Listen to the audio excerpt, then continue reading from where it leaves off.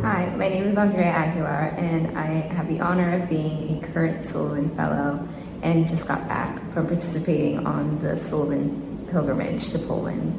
I think one of the specific spiritual fruits that I really derived from was our encounter in Krakow, which is the city of the Immaculata that St. Maximilian Kolbe started and kind of worked there. I think one of the most tender moments for me of the entire trip was getting to talk with this Franciscan monk.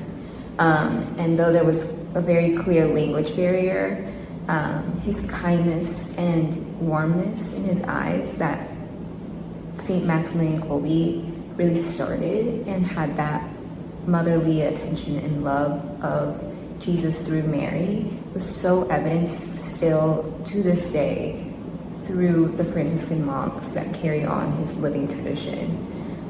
Getting to pray at the desk where St. JP2 and Mother Teresa both venerated was a stunning and incredibly peaceful moment for me, and realizing that these aren't just figures and holy women and men who have reached a certain distinction or title, but they're just people who have wanted to pursue a love of Christ and a love of neighbor in such a radical way, and something that isn't just accessible to a select cohort of people, but to anyone who wishes to take on the mission that we're called to take up of becoming saints and joining in the communion of saints upon our resurrection. So I'm incredibly grateful for the fruits of this pilgrimage, and I look forward to seeing where they go this upcoming school year.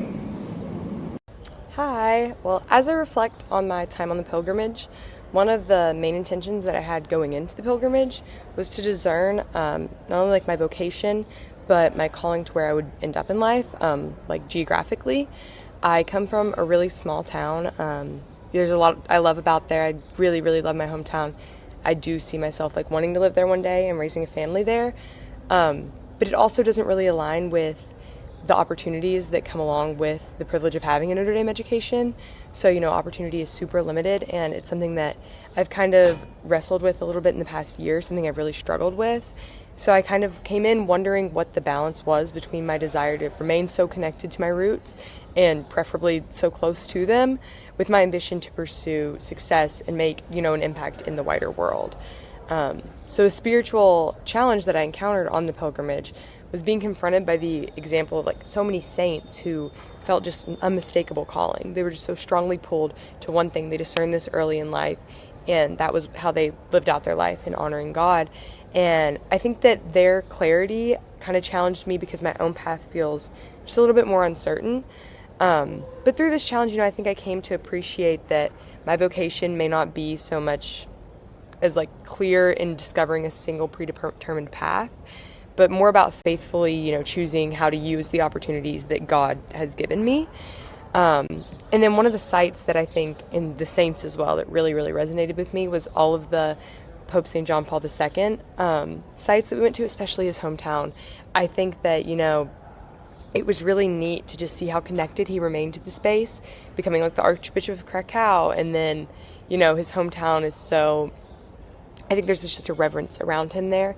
And that's something that I think is really beautiful. He's making this impact on a global scale, but also larger opportunity doesn't always require abandoning where you come from, which I thought was pretty cool. And then another site that I thought was really neat to see was the Black Madonna. I found just the communal reverence around this and the way that they cared for the icon, it really just made me feel like that was the spiritual heartbeat of Poland. And I know that we talked about that a little on our tours, but it was just such an amazing, an awe to be seeing that, and then seeing the prayer sessions around it and how much the people really did just honor this icon. And it was something that I thought was really beautiful. The traditions around this piece united the people, and there was such a communal sense of pride around it, and they cared for it in such a way that I found to be, really beautiful, and it made me appreciate it even more so than I would have, I guess, naturally on my own had it been a picture that I saw online somewhere. I thought, seeing it in person, the way that people interacted with it was just a really beautiful experience that I was really thankful to have.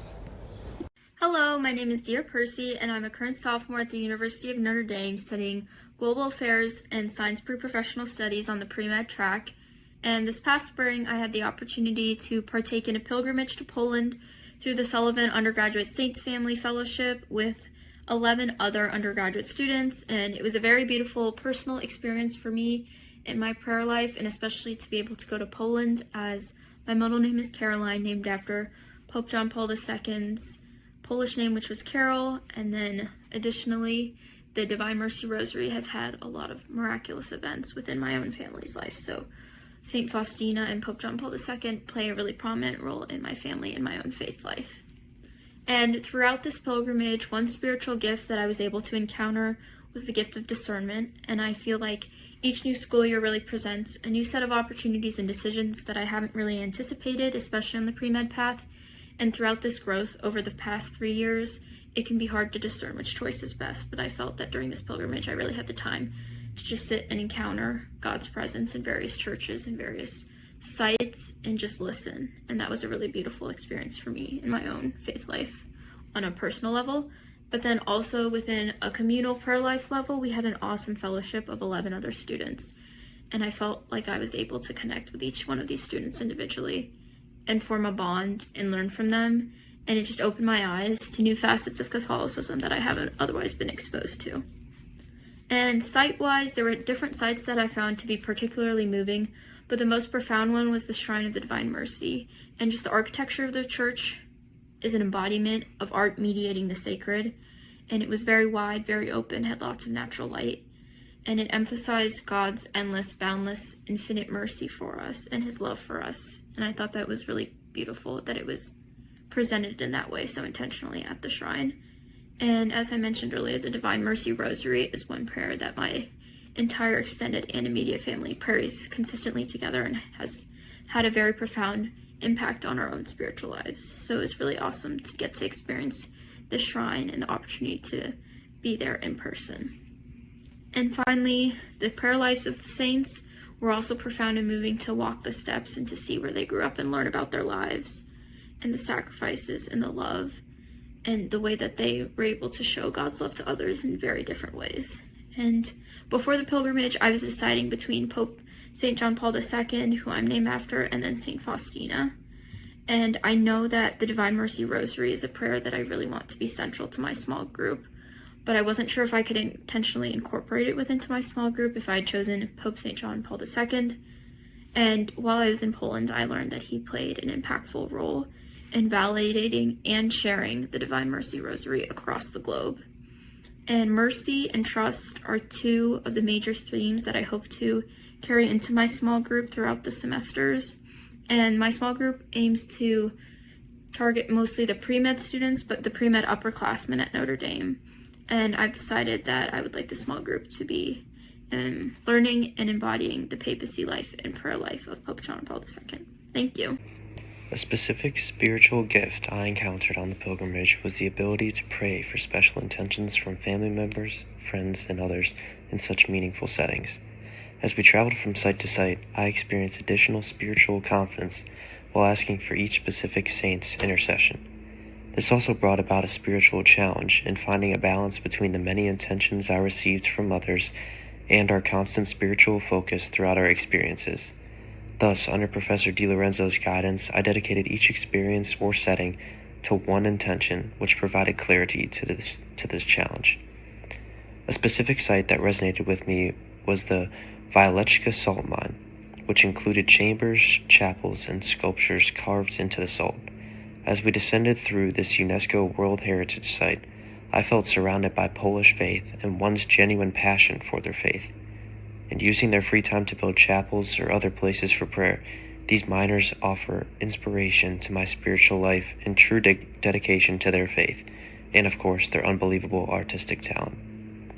Visiting the sites of Pope St. John Paul II, I discovered an added understanding of his life and significance to others. Learning about his love for sports or service with children, our pilgrimage experience offered a deepened sense of relatedness to this saint's life, almost as if attainable for each individual to live like him. Ultimately, this pilgrimage molded a more nuanced understanding of each human's palpable ability to live a saintly life while remaining inevitably devoted to one's faith. During my pilgrimage in Poland, I experienced a spiritual gift of worldly detachment. During the pilgrimage, I gave up my phone and at first I began to feel restless and unable to decompress, but then I began to realize that God was present in my real surroundings. I experienced this through visiting various religious sites and also engaging conversations with other Notre Dame pilgrims. And instead of spending time on my phone, I filled it with reading scripture or praying. A moment I really felt God's presence was at the monastery of Jasna Gora before the icon Our Lady of Czestochowa. Mary gazes upon us in a very unique way in this icon, and it made me feel a sense of contrition for my sins that I've never felt before. I was also lucky enough to lead a Hail Mary in the Decade of the Rosary before the icon with hundreds of other pilgrims. Another thing that stuck with me throughout the pilgrimage was the phrase, Jesus, I trust in you, that St. Faustina had commissioned to be painted in the Divine Mercy image. I was also able to read St. Faustina's diary throughout the pilgrimage, and I was reminded of God's mercy for us, and embracing that involves spiritual detachment. Hi, my name is Noah Lim, and I am a member of the second cohort of the Sullivan Saints Fellows. We just got back from our pilgrimage to Poland, and while we saw so many incredible places, there's one that stands out in particular. This is Neoplykenau, translated City of the Immaculata. It is a monastery that was built by St. Maximilian Kolbe. Upon arriving, you just see this incredible basilica. It's white, it's grand, and then after we visited the basilica, we went into to see two of his private cells where he resided while he lived at this monastery. I mean, you're instantly struck by just the poverty that this man lived in. You know, his sheets have holes in them. I mean, there's just barely anything that he's sleeping on in terms of cushion. No lavish decoration, just a simple desk, a bed, and a simple closet for his habit. And, you know, before we went on the pilgrimage, we read his book, A Man for Others, and it went into extensive detail about the way in which St. Maximilian Kolbe centered his whole life around serving others. You know, he believed that in renouncing some of these material goods, that it would better free him up to be at the service of others, and that just, it was so evident.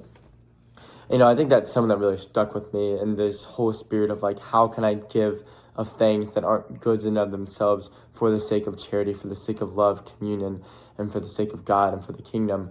I think that's something that I will take with me, and, you know, his daily habitual practices of this, you know, eventually formed him so that he could eventually truly give his life in Auschwitz. And I think that's something that I really value. I look up to him. You know, I pray that I may have the same spirit, that one day that I'm continuing to just give myself to others and not to any of the pleasures of the world, that one day I might be able to give myself wholly to God. So I think one of the unexpected fruits from the Poland pilgrimage was actually just the idea of living in community with 11 other people for a whole week. I think especially as we were kind of focusing on and like walking through the lives of these saints who particularly were from religious communities or had lived in religious communities, you know, it's always like, what is it like to live with the same people for your entire life? And to just constantly be surrounded by them in a convent or in a monastery. And I think I got like a little bit of a taste of that with the pilgrimage, just because, and this is something I think our group especially did, was we really focused on being together like all the time, even when we had free time. We mainly prioritized being together, and it was so great because you really got to know these people in a really lovely way and just get so close to each other. But also it was so challenging at times to just put up with the same people.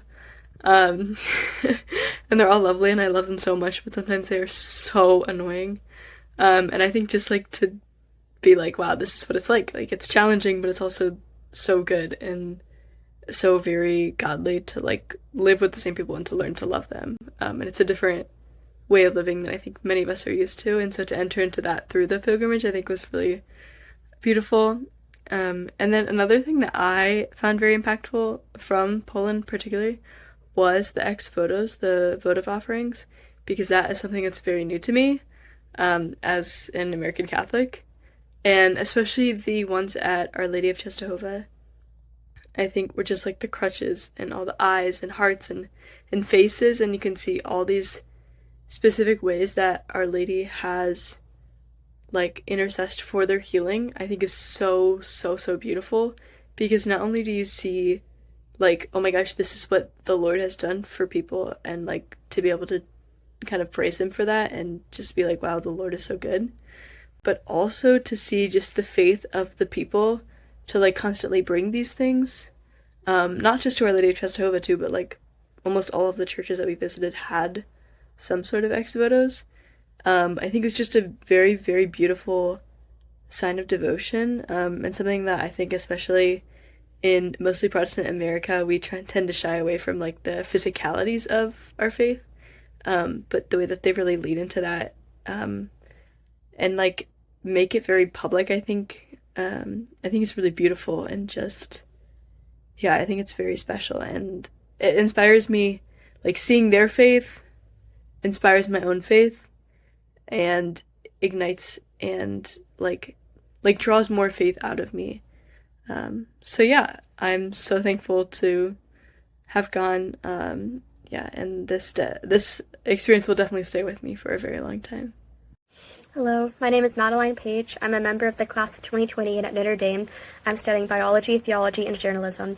And just 2 weeks ago, I had the incredible opportunity to go to Poland with the Sullivan Undergraduate Saints Fellowship. As my cohort and I walked through the cobblestone streets of Poland, I was struck by all of the incredible churches that we saw there. They were huge, full of grandeur, majestic, intricately beautiful. My friends and I would stumble upon a gorgeous church and then walk 5 minutes and find yet another gorgeous church. It seemed like there were churches on every street corner, and in every one of them were people praying, worshiping the Lord in adoration, or attending Mass and confession. But the church that had the greatest impact on me actually wasn't on the streets of Poland, but 100 meters underground in an old salt mine. There, when they weren't working, miners had hand-carved these incredibly ornate, beautiful chapels out of the rock salt in the mines, for their own worship and adoration when they weren't working. And the largest chapel, St. Kinga's, was just incredible beyond words. I could have spent hours wandering through and looking at it. But the most breathtaking part of it was that there was a presence candle burning in it. There, 100 meters below ground, in a tabernacle that was carved entirely of rock salt amid all of these tourists posing for photographs, was Jesus, present in the Eucharist. As we walked through all of these chapels, the words of Psalm 84 kept running through my head. How lovely is thy dwelling place, O Lord God of hosts. My flesh and my heart cry out for the living God. The dwelling places of God that I got to see in Poland were truly lovely. I was constantly inspired by the architecture, the design, just the beauty of the places that people had made to worship our Creator.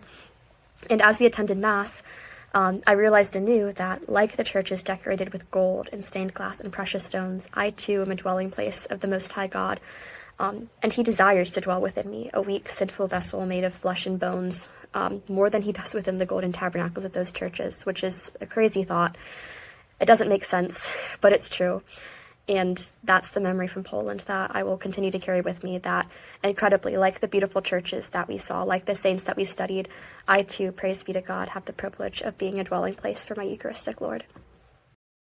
I think a particular spiritual gift that I encountered on the pilgrimage was the idea of stillness, being able to be silent and quiet and at peace, just reflecting to myself or praying without the noise of the outside world being included. That was definitely the biggest thing for me. Oftentimes I get caught up in the stress or the fastness of life. There's 300 emails or 10 different things I have to do that day or 20 different assignments, and I often lose track of making time for just peace. And so based on that, I think the specific site that bore special meaning to me, I think Auschwitz, in a way, kind of spoke to that. Not that the silence that most people had was because of a reverence for God or the saints, but rather a respect for the dead, but just the silence of that place and the contemplation that people had, in comparison to the busyness of life, really had special meaning to me and really highlighted the gift of stillness that comes from self-reflection. And then the saint that spoke to me the most, I think, was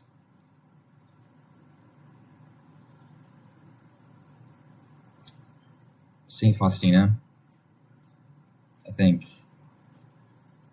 just seeing the Divine Mercy Chapel and the churches around that area, just the ability of her to try to make a difference in a world that is, constantly against us, in a way, whether it be the literal, destruction of Christianity under the Nazis or the communists, or it be the world in its sinful nature just constantly being antagonistic towards Christianity and its virtues. St. Faustina definitely spoke to that for me. The main spiritual gift that I encountered while on the pilgrimage came through experiencing just a challenge of a lot of stress and anxiety, the school year ending, and being very anxious about how grades were coming out, and just transitioning to the summer and to the busyness of the summer and everything from the busyness of school. And the spiritual gift that really came from the retreat was faith and trust in God. A sight that really spoke to me was one morning I ran to the convent that Saint Faustina lived at, and when I ran to the convent, I was going to pray a rosary, and when I got there, I decided to change my mind to pray a Divine Mercy Chaplet. And I remember the trust that came with praying that Divine Mercy Chaplet was so beautiful and so profound. And I just remember feeling like the weight of the world off my shoulders, like I was able to give it to Jesus and really able to give that to him. And so I think this trust in Jesus was something that was really radically experienced on the trip. It was such a beautiful gift, and I've been continuing to pray the Divine Mercy Chaplet since coming back from Poland, and I've really carried that with me from Poland. And so that radical trust and faith in the Lord, that no matter what happens, I'm going to trust in him and I'm going to give it to him, whether it's good, whether it's bad, was a really beautiful gift of the pilgrimage. And so that's the site really spoke to me at St. Faustina's convent, because I was inspired by her trust of Jesus and how she believed that God was love and mercy, and spoke about how God is love and mercy, and how just beautiful and true and amazing that is, and how good God is, and really encountering that beauty. And it was amazing. Another site that definitely spoke was at Auschwitz. I think that trust comes out in such a different way, but the radical trust of Maximilian Kolbe in Auschwitz, the radical faith of him to God, is so beautiful to witness in such a place of horror. Like, how could you ever have faith? How could you ever have trust in such a place of desolation and despair? He still had trust, and that was really inspiring. So those were some gifts and sites that really spoke to me on the pilgrimage. My name is Maddie Schmitz. I just finished my junior year here at the University of Notre Dame. I am majoring in neuroscience and behavior and minoring in Catholic social tradition. I absolutely loved this pilgrimage to Poland, not only because we were able to run the streets every evening looking for ice cream, but also because of the ability to grow in our faith with God and then the encounters we had with each other. I think one site that was extremely insightful for me to see was going and visiting Auschwitz-Birkenau. I think seeing the place where St. Maximilian Kolbe passed away was surreal, especially after reading all the testimonials about his faith in Our Lady and God and the people around him, especially because I struggle with always having trust in God. This was an incredible experience. In addition, being able to go to the shrine of St. John Paul II after this site visit was, again, incredibly insightful, because his continuous message of be not afraid was so impactful after seeing this place where so many terrible things happened, and being able to see JP2's message of forgiveness and faith even in times of darkness. I think one gift, which also could be considered a challenge, was the multitude of conversations that we had with each other, whether it be about different things that are happening in the world, or different things that had happened in history, or different things about our faith. And while we didn't always agree on many of these conversations or exactly line up, we were always able to come to an eventual consensus of this is our faith and we share it and we're going to celebrate it. And we're able to come together over a meal, laugh together, and go search for ice cream together. And thank you. This pilgrimage really met me where I was. My favorite part was seeing where St. Maximilian Kolbe lived and prayed, and then where he eventually died. And I think the word that kept coming up for me was just humility. And I think overall, just this whole experience of engaging with each and every saint was just thinking about how they were humans too. And they were, just trying to carry out and pursue godly values. And I just think it was such a reminder that in our everyday lives, we can, sort of strive to encompass things that they did. But overall, it was such an inspiring experience and something that was just perfect for me in that moment. And it's something that I'm going to carry on. And I think going forward, it really ignited this sense of confidence in my faith, because at the end of the day, our faith is truly just about being genuine to your neighbor and being authentic in your values and your heart. And so the whole experience was just so incredible.